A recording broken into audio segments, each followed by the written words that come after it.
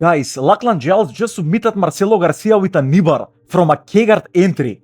This video is going to be all about K-guard. Let's start right away. And guys, pay attention how Lachlan is going into the same position that he did on Marcelo, going belly down and trying to roll through to expose the heel or go for the knee bar. But he goes for the heel hook here, you see. He collapsed the right leg of the opponent so he can expose the heel. That was very interesting how he did that. And this is just so deep. And also Lachlan is very good at upper body attacks. He will combine them with K-guard entries because people are trying to posture up from that upper body attack so they can escape, and they're leaving their legs open just like this, you see. So if the opponent is playing very defensive and being very low with his hips, Lachlan will try to go into upper body attacks, and if they don't work and the opponent is posturing up, he's straight away transitioning into K-guard entries. Just amazing work from Lachlan Giles. I did not expect him to submit Marcelo Garcia like that. That was crazy. And guys, pay attention how Lachlan is always trying to find a way to go behind the knee pit of the opponent. If you watch closely, you will see the opponent is not even facing Lachlan Giles. That is very important. He's always trying to do this because when you are from behind, the heel is always exposed. You will not try to dig for the heel because when people cannot look at you, they cannot hide their heel most of the time. So that is also one thing that Lachlan Giles is very good at, exposing the heel straight away instead of trying to dig for it. But that was just like a perfect back take. You see this guy is defensive. Lachlan Giles is going into upper body attacks, trying to go into Choi bar. And now when the opponent is trying to posture up, that is the moment that Lachlan is going for this K-guard entry. And guys, pay attention to the hip of Lachlan Giles. How he is getting it out, you see. He is so hard to stack. When you get your hip into an angle like this, it is so hard for the opponent to stack you. This is very important. Also, you are creating momentum, so when you will pendulum, you will have so much force because your hip is free. So you can create much more elevation from that position. And this guy is trying to go into north-south passing, but Lachlan Giles straight away going for this K-guard entry. It is not completely clean, this K-guard entry. But I think because the opponent is exposing his hip, his top hip, Lachlan will go into something like berimbolo, yeah, you see? Because that hip of the opponent was completely free for that position. Pay attention how he's connecting the hands and pay attention to his head, how close it is to the knee of the opponent. Very important so he does not slip his heel and his knee line and completely escapes. You need to use your head to hold that position and to hold the ankle of the opponent. Very, very important, guys. Don't forget this. But he somehow messed it up a little bit, but he has a good seatbelt here, so he will readjust and he got that back. Also, Lachlan does not like to play inside position with his legs. He's always looking for outside position, you see. So, you see this guy is going low, straight away Lachlan Giles going for a Choi bar. But he's mostly waiting for the opponent to posture up so he can go into the legs. But this guy is going with his head still low. So maybe he will get armbarred from here because his head is too low. This is very bad. Yeah, this is now even deeper. Yeah, this will be a submission for sure. Yeah, you cannot do that. Better it is to like posture up and then let Lachlan go into K-guard than just like leave your head stuck in the mats like that and completely get broken with armbar, in my opinion. Because you will create a lot more situations for your opponent to readjust. Like if he goes into K-guard, now Lachlan has to go into K-guard with him and follow him. So he will have much more like chances to escape those positions. And guys, watch this. Watch how this opponent is defensive. So pay attention to the underhook of Lachlan, but also how he's getting his hip out.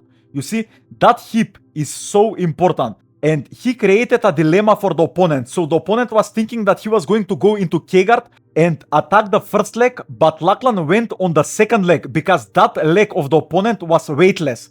That is very, very nice how Lachlan did that. You see how many people are staying so low against Lachlan.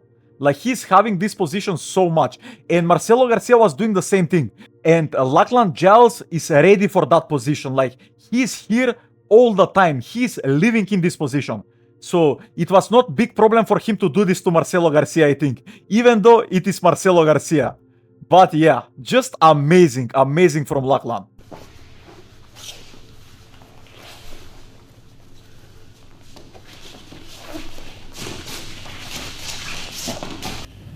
So I have a new series coming out on K-guard, which is my favorite way to approach guard against an opponent who is kneeling for open guard. Okay, so this is going to be part of 3 releases I have coming out on open guard. There's K-guard, there's De La Riva and waiter, and then there's leg entanglements and reverse De La Riva. Okay, so for K-guard, if I've got Jorge here, usually against someone who's on their knees, the first entry point for me is to look for K-guard. Okay, if someone's standing, I look for De La Riva, which might then lead into K-guard as well. But against someone kneeling, I always go for K-guard first. And really, we're working with our feet on the outside. All right. Today, in this clip, I'm going to show how to sweep from K-guard, because I'm kind of known for doing leg locks from there, which obviously we cover how to get into that, but it's actually a really good guard to start setting up sweeps as well as back takes as well. So I want to give you an idea of how I can start to set up a sweep from here. So the theory behind it is, if I want to get to a leg entanglement, I've basically got 2 ways to go about it. I can put my feet inside like this, so 2 feet inside, try to get underneath Jorge and start trying to elevate him up into the leg entanglement. Okay, so then you can get into single leg X and some of the entanglements from there.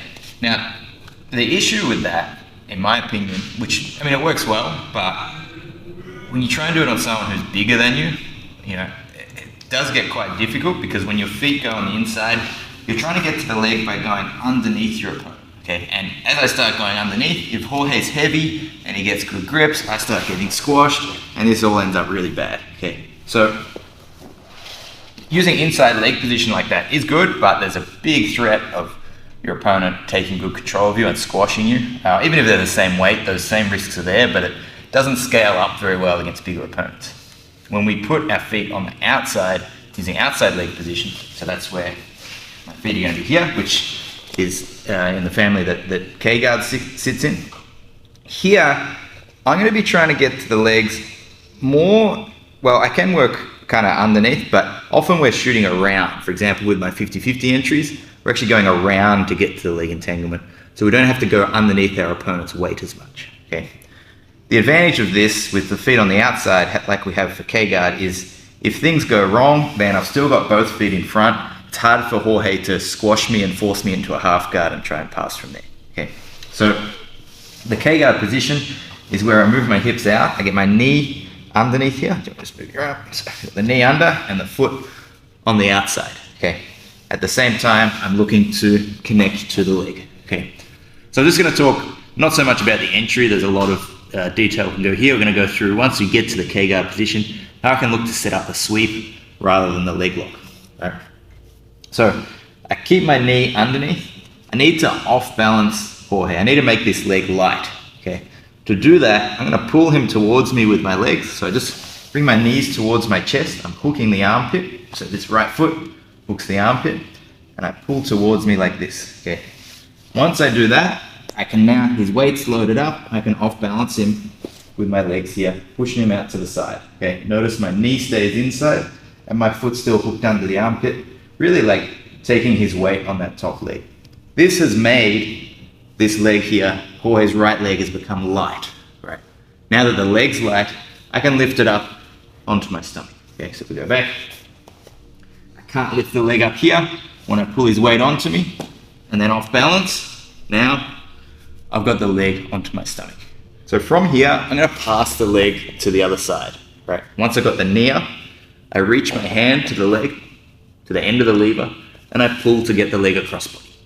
Once you get your opponent's leg across body, this gives you quite a few advantages. It means that the inside heel hook is available, which is the strongest heel hook. It makes it easier to sweep. I'm also starting to expose Jorge's back if I want to start to try and take his back. Okay, so it's almost always an upgrade when we get into leg entanglements if we can start to pass the leg across. All right.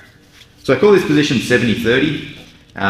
It's somewhat similar to what we would say is 50-50, which is where my legs are through like this, but actually slightly better positioning, I think, because my knee's still free and I've got good safe positioning and I can work to get up from here. Okay, so in the scenario where I'm going to get up, which is where Jorge's sort of facing me like he is now, I'm going to take the leg nice and high in my armpit, so this leg is floating. I'm going to step in front with my right leg, step on his bottom leg and move my hips away as I get up. Okay, so you can see I'm holding the the leg. He cannot retreat because I've locked that heel in nice and tight. I post on my leg, retract my left leg, and I start getting up to my knees. Okay. From here, we're going to be chasing down a single leg, but with the leg across body, which is really good. So it's better than having the leg on the near side again. And I can start working to come forward and take the leg. So again, I'm against a kneeling opponent. I'm not going to put my feet to the inside. I'm going to shoot my feet to the outside and start pummeling to get into the K-guard position. Okay. Once we're there, I'm going to try and get the knee onto my stomach. Once the knee's up on my stomach, I'm going to work to take the leg to the other side of my body. Okay. So from here, I'm going to reach to the leg, feed it across, and secure it in my armpit. From here, I can start to step on the bottom leg, start to get up, technical stand up, and let's take it back. Hey guys, most people study jiu-jitsu through instructionals that look clean, but they don't show what actually works under pressure. Here we learn from matches, where technique is proven when everything's on the line. That's how you cut through the noise and see what truly works when it matters. On my Patreon, you'll find free breakdowns from the newest matches I can't post on YouTube, full studies, and complete guides, all built to help you improve faster and train smarter. You can start free right now. The link's in the description and pinned comment. And if you're new, subscribe and hit the bell so you never miss the next study.